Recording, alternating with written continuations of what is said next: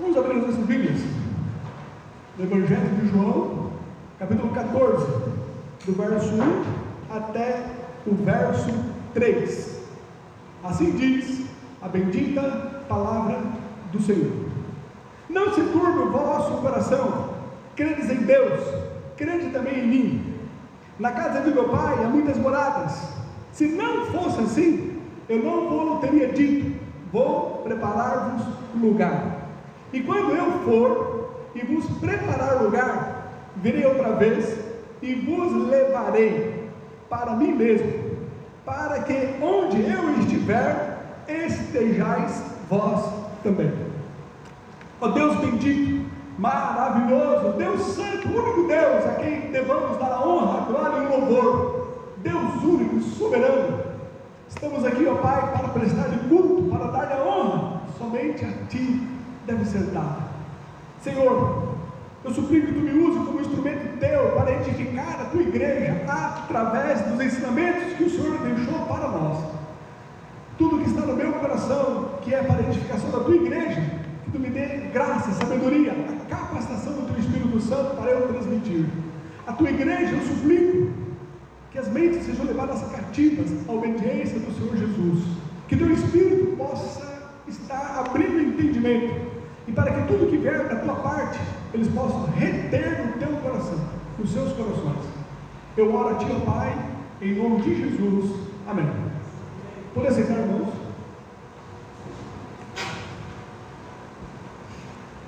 Irmão, nós sabemos que fazemos parte de um mundo onde ele jaz no maligno.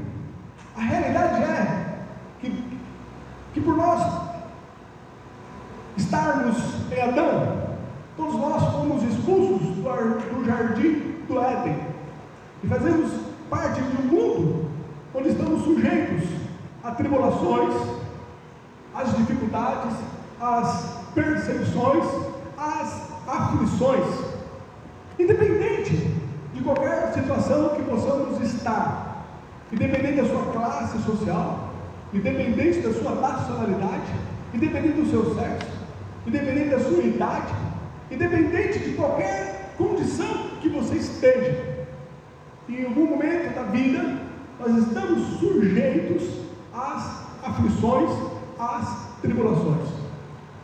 Quando nós olhamos para a Escritura Sagrada, nós vemos que, ao invés da Bíblia fingir que isso não exista, ela na verdade encara de frente essa realidade e mostra que verdadeiramente nós, neste mundo, estamos sujeitos às tribulações.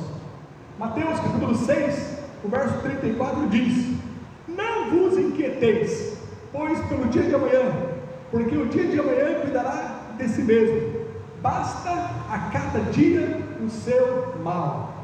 João capítulo 16, o verso 33, Jesus ele diz: tenho-vos dito isto, para que em mim tenhais paz. No mundo tereis aflições, mas tenham bom ânimo, eu venci o mundo. A Bíblia então mostra, de uma forma muito clara, que nós estamos sujeitos a aflições, a tribulações, às dificuldades que esse mundo nos proporciona. Aqui nesse texto que nós acabamos de ler, nós vemos que ele faz parte de um contexto onde Jesus ele estava no cenáculo. Este é o último sermão de Jesus, onde ele está se despedindo dos seus discípulos. Aquela era a quinta-feira do Getsemane, aquela era a quinta-feira do suor de sangue, aquela era a quinta-feira da traição de Judas, aquela era a quinta-feira da negação de Pedro, aquela era a quinta-feira da prisão de Jesus. Mas mesmo em meio em tais circunstâncias, no qual estava ali assolando, prestes a assolar a Jesus, mesmo assim, Jesus, ele reúne ali os seus discípulos e busca consolá-los. Ele busca então trazer refrigério à alma dos seus discípulos, uma palavra de consolo para eles. Interessante que os discípulos, eles não murmuravam contra Jesus. Os discípulos, eles não demonstravam demonstraram ali nenhuma irritação. Os discípulos, eles não estavam manifestando qualquer queixa contra Jesus. Na verdade, eles estavam com corações aterrorizados, temerosos, mas eles não manifestaram isso. Mas mesmo diante de eles ficarem quietos, Jesus conhecia os corações deles e sabia realmente que eles estavam aflitos, sabia que eles estavam inquietos, e Jesus busca consolá-los. E esse texto então nos mostra o consolo que Jesus traz para eles, concedendo-lhes o Espírito Santo. Jesus então profere esse sermão e mostra que ele ia enviar para eles o Espírito Santo, o Consolador. João capítulo 14, aqui no verso 16 e no verso 26, diz assim: e eu rogarei ao Pai, e Ele vos dará outro Consolador, para que fique convosco para sempre. Mas aquele Consolador, o Espírito Santo, que o Pai enviará em meu nome, esse vos ensinará todas as coisas, e vos fará lembrar de tudo quanto vos tenho dito. Aqui nós estamos diante de João capítulo 14, e esses primeiros 14 versículos, ele aqui estabelece a base dada por Jesus, no qual poderia trazer esse conforto, esse consolo aos discípulos, não somente aqueles discípulos que estavam ali com ele no cenáculo, mas para todos os cristãos, para todos os crentes. Esse consolo no qual Jesus ele proporciona a ele através desse sermão, estava através deles confiarem na presença de Jesus. Eles deveriam confiar na pessoa do Senhor Jesus Cristo. Eles deveriam confiar no poder do Senhor Jesus Cristo. E acima de tudo, eles deveriam estar confiando nas promessas de Jesus. Isso que nós poderemos ver a partir desses 14 primeiros versículos. Por uma questão de tempo, nós vamos separar esses sermões em 3 partes. Hoje nós iremos falar do verso 1 até o verso 3. O primeiro versículo começa assim: não se turbe o vosso coração. A palavra turbe, ela poderia ser também traduzida por inquietar, perturbar, sacudir ou agitar. Essa palavra, literalmente, ela foi usada para descrever a agitação das águas no tanque de Betesda. João capítulo 5, o verso 7 diz: o enfermo respondeu: Senhor, não tenho homem algum que quando a água é agitada, essa é a mesma palavra aqui, agitada, me põe no tanque, mas enquanto eu vou, desce outro antes de mim. No sentido figurado, essa palavra ela era usada para descrever uma agitação, tanto mental como também espiritual. Mas não é qualquer tipo de agitação, é uma agitação grave que poderia ocorrer na mente ou então no espírito de uma pessoa. De uma forma figurada, era assim que essa palavra era usada. Podemos ver, por exemplo, em Mateus capítulo 2, o verso 3, onde diz: e o rei Herodes, ouvindo isso, perturbou-se. Quando o rei Herodes ouviu acerca da criança que havia nascido, de Jesus, ele então perturbou-se, sua alma, seu espírito ficou muito agitado, e toda Jerusalém com ele. Mateus capítulo 14, o verso 26 diz: e os discípulos, vendo a Jesus andando sobre o mar, assustaram-se. Essa é a mesma palavra, assustaram, se agitaram, ficaram com a sua alma, com o seu espírito perturbado, assustaram-se, dizendo: é um fantasma, e gritaram com medo. João capítulo 13, o verso 21 tem: tendo Jesus dito isso, turbou-se em espírito, agitou-se. É algo de uma forma figurada que mostra esse algo que aflige realmente a alma, o espírito de alguém, mas de uma forma muito grave. João 13, 21: turbou-se em espírito e afirmou dizendo: na verdade vos digo que um de vós me há de traiu.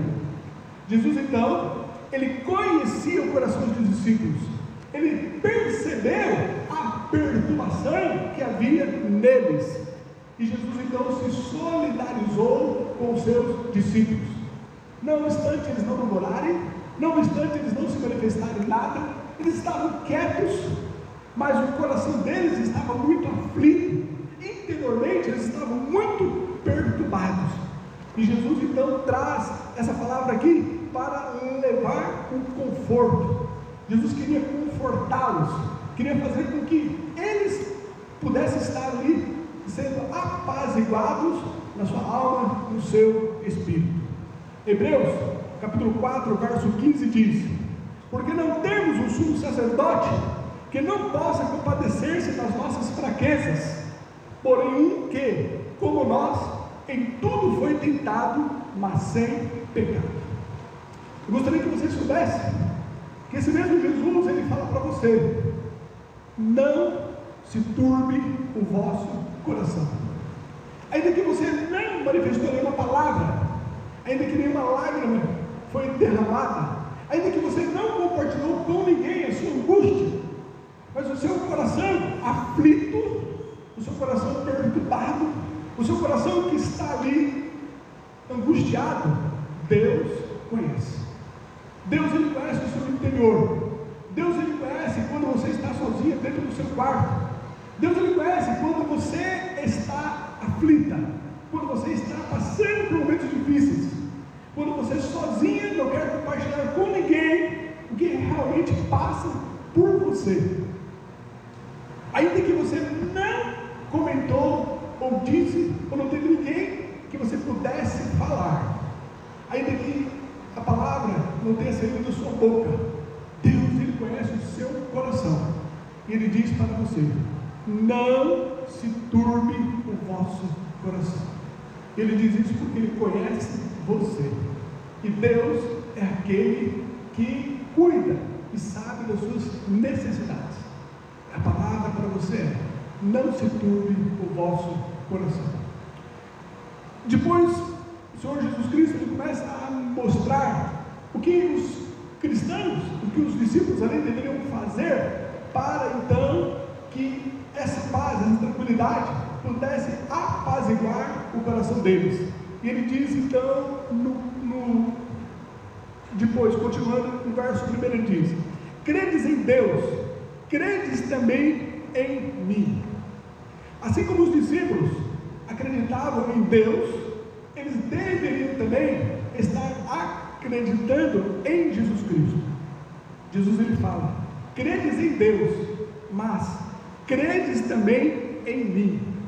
Aqui Jesus, ele estava afirmando a sua divindade e colocando-se no mesmo pé de igualdade do Deus Pai, dizendo que, da mesma forma que os discípulos, eles confiavam em Deus, colocavam toda a sua esperança, toda a sua fé em Deus, da mesma forma, sendo Jesus Cristo, o próprio Deus encarnado, que estava ali com eles, da mesma forma, do mesmo modo, assim como eles confiavam em Deus, Jesus agora, ele manifesta, ele coloca ali a sua divindade, ele afirma a sua divindade e diz para os discípulos que deveriam estar também confiando nele.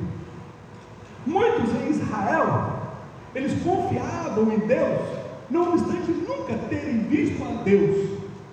A fé que havia ali no povo de Israel era uma fé em um Deus não palpável, não tangível. A fé era em um Deus invisível. Êxodo, capítulo 33, o verso 20 diz: e disse mais: não poderás ver a minha face, porquanto homem nenhum verá a minha face e viverá.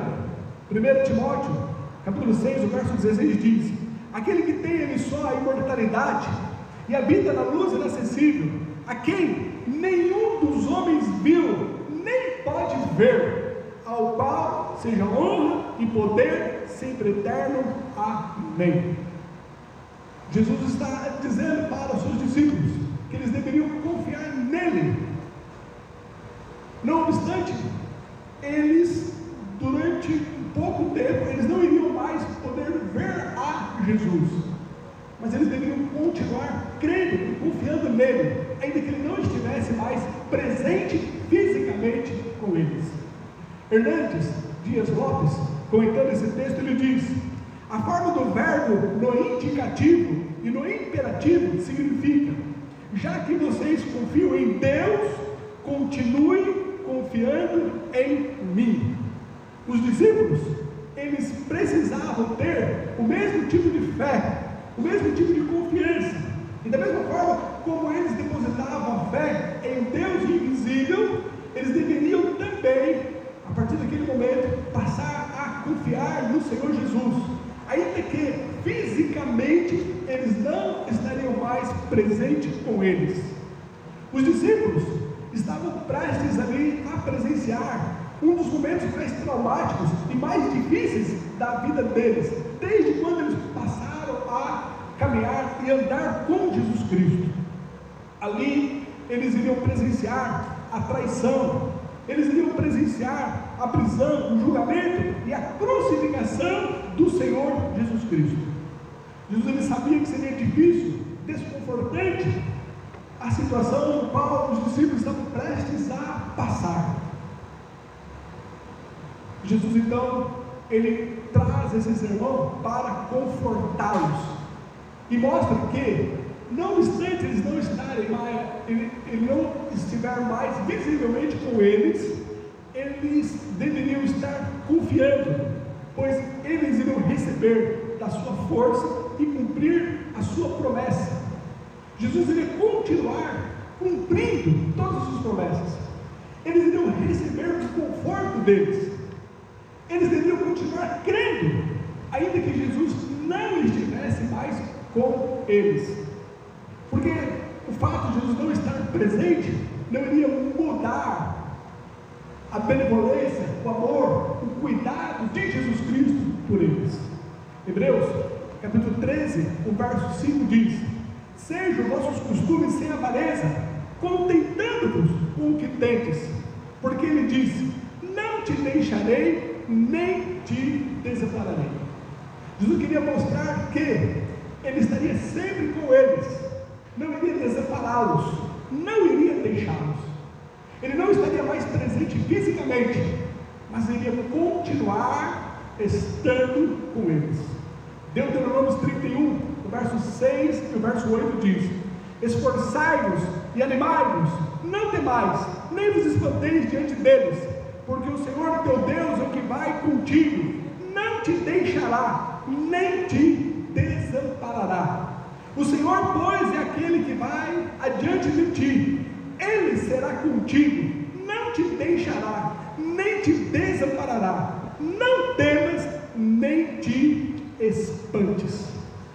Jesus, ele prometeu naquele sermão para os seus discípulos um Consolador. E esse Consolador enviado da parte de Deus para os crentes iria conscientizá-los da presença do Senhor, essa presença que iria confortá-los e que faria com que eles estariam sempre conscientes que Jesus estava com eles, estaria com eles.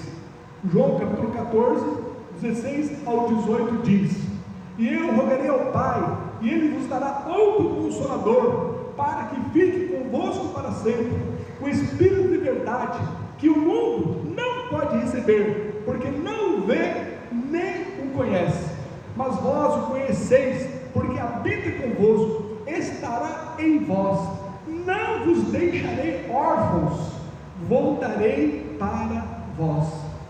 João capítulo 16, o verso 7 e o verso 13 e 14: todavia digo-vos a verdade, que vos convém que eu vá, porque se eu não for, o Consolador não virá a vós, mas quando eu for, vos enviarei. Mas quando vier aquele, o Espírito de verdade, ele vos guiará em toda a verdade, porque não falará de si mesmo, mas dirá tudo o que tiver ouvido, e vos anunciará o que há de vir. Ele me glorificará, porque há de receber do que é meu, e vou há de anunciar. Jesus estava prestes para deixá-los. Os discípulos estavam prestes a enfrentar o momento mais difícil da vida deles: a traição, o julgamento, a crucificação do Senhor Jesus. Jesus estava ciente que ele estava prestes a deixá-los. E Jesus então traz aqui uma palavra de conforto para eles e diz: não se turbe o vosso coração. E ele mostra o que eles deveriam fazer para que o coração deles pudesse ser apaziguado.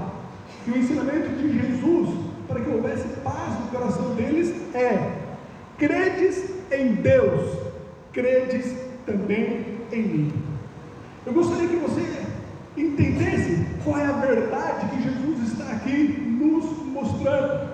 O que Jesus está afirmando aqui é que crer na presença dele, crer na presença de Jesus e colocar nele a sua confiança é o suficiente para acalmar o seu coração. Não obstante qualquer tipo de aflição que você possa estar passando, não obstante qualquer momento difícil que você esteja trilhando, não obstante qualquer situação que você esteja vivenciando, se você crer no Senhor Jesus Cristo e colocar a sua confiança nele, isso é suficiente para que o temor, para que a inquietação, para que toda essa agitação da sua alma, ela seja apaziguada. Eu não estou aqui dizendo que as circunstâncias vão mudar. Eu não estou dizendo que você vai deixar de passar pela aflição, pela tribulação. Eu não estou dizendo que a situação vai mudar. O que eu estou dizendo é que em meio a qualquer circunstância haverá uma paz no seu coração. Haverá manifestação da graça de Deus, trazendo a você a paz, desde que você confie no Senhor, confie no Senhor Jesus Cristo. Isto é suficiente, e só isso lhe basta para que você não mais turbe o seu coração, não mais você se inquiete, não mais você se atribule interiormente. Ele, confiar nele, confiar que ele está contigo, confiar na presença dele, te é suficiente para apaziguar e para acalmar o seu coração. Confie, não se turbe o vosso coração, credes em mim, assim como você confia no Pai, credes em mim. Eu sou suficiente para apaziguar o teu coração. John Owen, ele diz: a confiança em um Deus que nos ama é suficiente para repreender toda a ansiedade e medos. E não somente isso, mas proporciona, em meio a tudo, consolação e alegria. Não se turbe o vosso coração. Credes em Deus, crede também em mim. Em segundo lugar, Jesus ele continua mostrando para os seus discípulos o que eles deveriam estar fazendo, que isso poderia apaziguá-los, poderia estar trazendo paz, segurança em meio às circunstâncias. E volto a dizer, não necessariamente as circunstâncias vão mudar, não necessariamente a perseguição, a tribulação, a aflição, ou qualquer situação que você esteja vivenciando, ela possa mudar. Não necessariamente uma porta de emprego ela vai se abrir.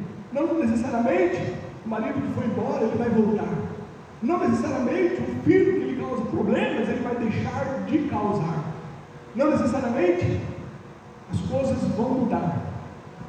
Mas a paz que excede todo entendimento vai guardar o seu coração. A paz do qual ele deixou vai transportar o seu coração. Basta que você confie nele. Mas ele traz aqui também uma segunda verdade, que os discípulos poderiam, através disso, serem consolados. O verso 2 ele diz: Na casa de meu pai há muitas moradas. Se não fosse assim, eu vou teria dito: vou preparar-vos lugar. Outra forma de Jesus confortar os seus discípulos foi revelando que sua separação, que o fato dele ir embora, não seria algo permanente. Ele estava indo embora, em parte, para preparar lugar, para preparar morada para os seus discípulos, para uma vez mais se reunir juntamente com eles, mas agora em outra dimensão, em uma outra situação, no estado de glória. Eu vou me ausentar, mas será por pouco tempo, não é algo permanente. Eu estou indo para preparar morada para vocês, e eu vou retornar, e nós estaremos juntos novamente, mas numa outra condição, em um lugar de glória. Na casa de meu pai há muitas moradas. Se não fosse assim, eu vou teria dito: eu vou preparar-vos lugar. Jesus foi preparar lugar. João capítulo 17, verso 24 diz: Pai, aqueles que me deste, quero que, onde eu estiver, também eles estejam comigo, para que vejam a minha glória que me deste, porque tu me amaste antes da fundação do mundo. Não é algo permanente, por pouco tempo, logo nós estaremos juntamente com o Senhor. D.A. Carson, acerca desse texto, ele diz: quando Jesus fala de ir preparar lugar, não se trata dele entrar em cena e depois começar a preparar o terreno. Ao contrário, no contexto da teologia joanina, é o próprio ato de ir via cruz e ressurreição que prepara o lugar para os discípulos. Quando se fala acerca de céu, nós vemos que a Bíblia nos mostra várias formas relatando acerca do céu. Jesus aqui ele fala do céu como preparar morada, é a casa do Pai. A imagem que Jesus ele quer passar aqui é de um pai no qual ele tem a sua casa, mas ele constrói agora cômodos para os seus filhos. No jeito popular de se falar, era como que estaria construindo aquele puxadinho dentro ali do mesmo terreno, para que o filho pudesse estar morando junto com ele. A ênfase no qual Jesus ele quer trazer aqui é acerca de intimidade. O que Jesus ele quer dizer é: eu vou preparar morada junto onde o Pai está. Eu vou preparar morada para que nós estejamos morando juntos, para que nós estejamos no mesmo lugar, para que nós para sempre estejamos juntos, mas de uma forma íntima. E a ênfase aqui é intimidade com Deus. Apocalipse capítulo 21, verso 3 diz: e ouvi uma grande voz do céu que dizia: eis aqui o tabernáculo de Deus com os homens, pois com eles habitará, e eles serão o seu povo, e o mesmo Deus estará com eles, e será o seu Deus. O lugar no qual Jesus ele foi aqui nos preparar um lugar, é um lugar onde os redimidos estarão livres do conflito com o pecado. O lugar onde Jesus foi aqui nos preparar um lugar, é um lugar onde nós, os remidos, estaremos livres de Satanás. O lugar onde Jesus ele foi preparar um lugar, e onde nós, enquanto remidos, estaremos com Ele, é um lugar onde estaremos livres desse sistema mundial maligno, onde aqueles que odeiam a Jesus Cristo também nos odeiam. Nós estaremos então livres desse sistema, estaremos livres do maligno, estaremos livres da lei do pecado, estaremos livres do mal que odeia aqueles que amam a Cristo. Você sabia que somente pelo fato de você amar a Cristo, tem pessoas que odeiam você? Não é pelo fato de você fazer o mal, não é pelo fato de você prejudicar alguém, mas só pelo fato de amar a Cristo. Tem pessoas que no seu trabalho, na sua família, na sua vizinhança, ou em qualquer lugar que você esteja, só pelo fato de você amar a Cristo, a pessoa passa a te odiar. Onde Jesus foi nos preparar um lugar, nós estaremos livres dessas pessoas. João capítulo 15, verso 19 diz: se vós fosseis do mundo, o mundo amaria o que era seu, mas porque não sois do mundo, antes eu vos escolhi do mundo, por isso é que o mundo vos odeia. É por isso que o mundo te odeia. Não é porque você fez um mal contra alguém no seu contexto de trabalho, na sua vizinhança ou no seu contexto de família. Não. É só porque você não faz parte do mundo. E o mundo passou a te odiar. João capítulo 17, verso 14 diz: deles a tua palavra, e o mundo os odiou, porque não são do mundo, assim como eu não sou do mundo. Nós estaremos livres dessa ordem mundial que nos odeia, somente pelo fato de nós amarmos a Cristo. Estamos livres do poder de pecados contra as nossas vidas, livres do maligno que anda ao nosso derredor buscando nos tragar. Nós estamos livres e estaremos então na glória com o Senhor. Na casa de meu pai há muitas moradas, se não fosse assim eu vou teria dito, mas há lá muitas moradas, e ele foi nos preparar um lugar.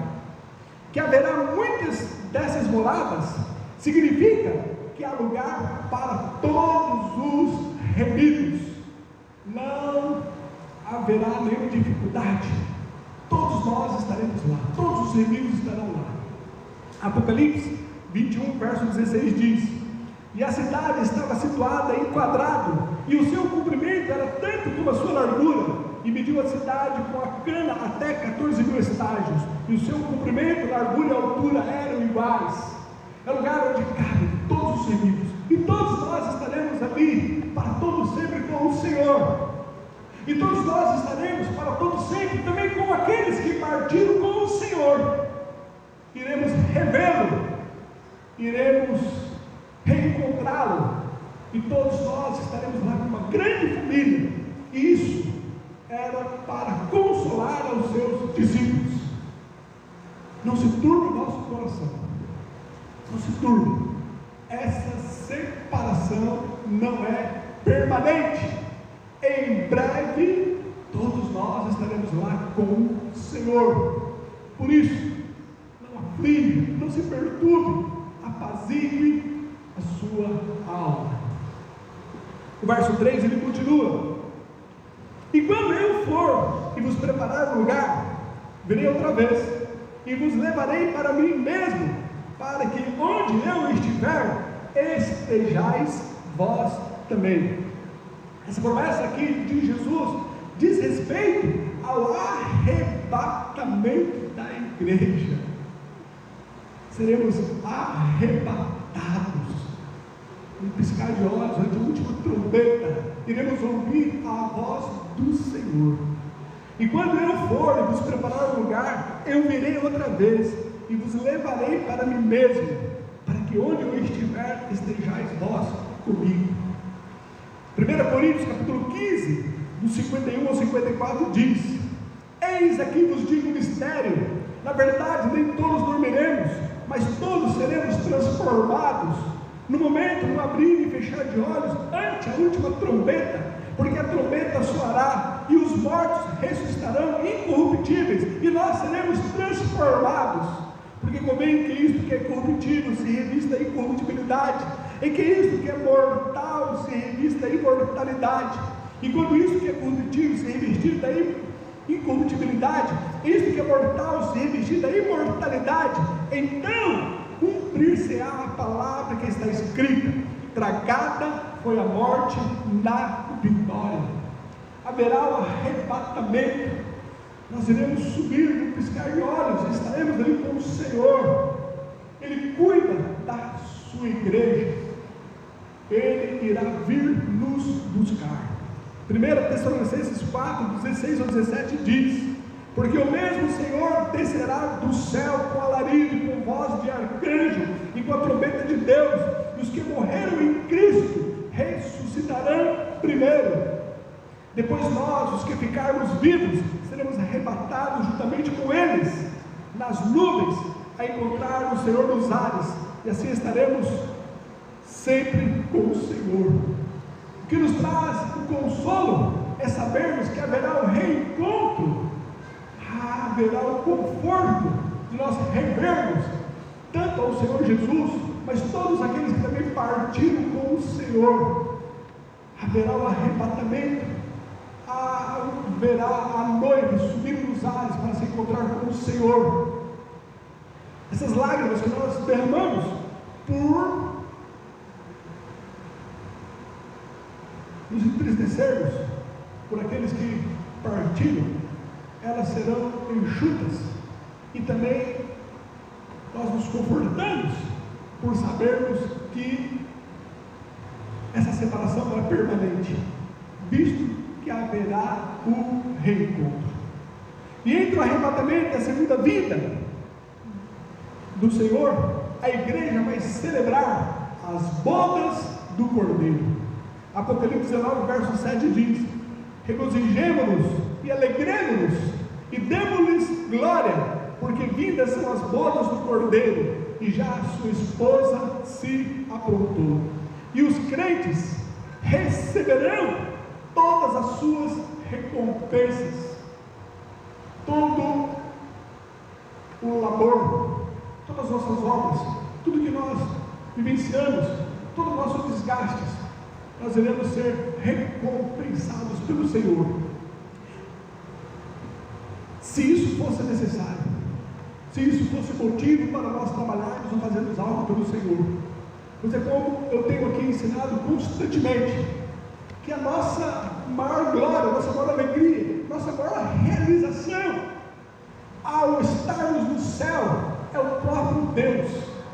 É Ele que nos completa, é nele que nos satisfazemos, é em Deus que nos realizamos, é Ele que nos motiva a vivermos, a trabalharmos, a praticarmos boas obras, a nos santificarmos. A nossa esperança se resume nele, em Jesus Cristo, em Deus.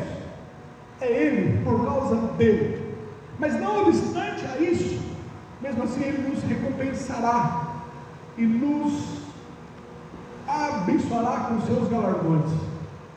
1 Coríntios 3, do 10 ao 14 diz: a obra de cada um se manifestará, na verdade um dia a declarará, porque pelo fogo será descoberta, e o fogo provará qual seja a obra de cada um. Se a obra que alguém edificou nessa parte permanecer, esse receberá galardão. 2 Coríntios 5,10 diz: porque todos devemos comparecer ante o tribunal de Cristo, para que cada um receba segundo o que tiver feito por meio do corpo, ou bem ou mal. Iremos receber galardões, iremos receber a recompensa. Deus irá nos proporcionar a sua herança, visto que nós somos herdeiros e co-herdeiros em Cristo Jesus.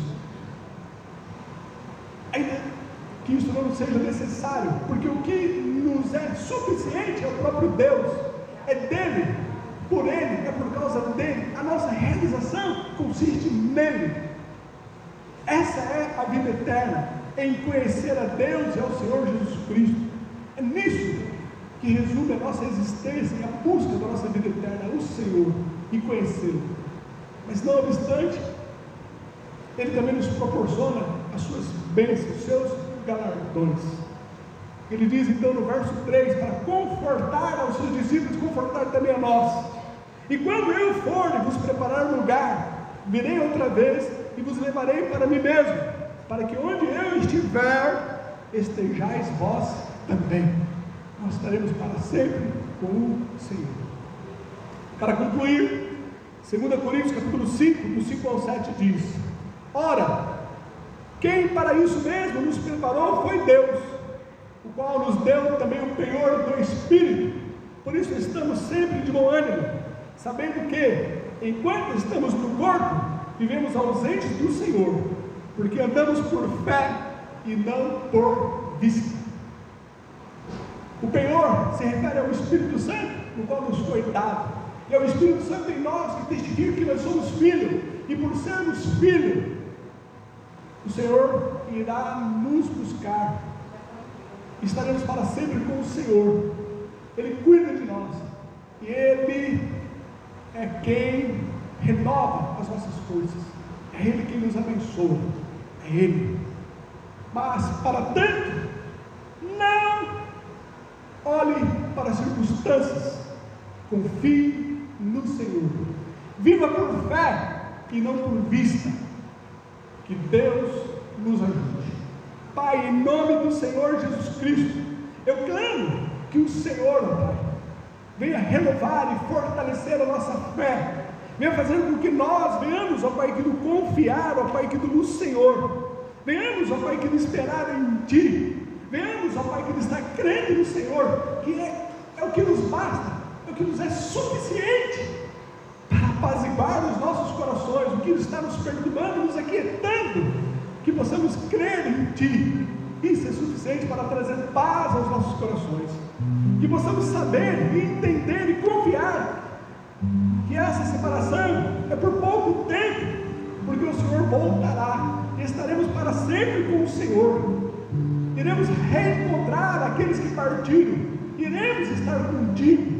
Pai, obrigado por essas verdades contidas aqui, que isso traga paz e conforto aos nossos corações. Eu oro a Ti, em nome de Jesus, amém.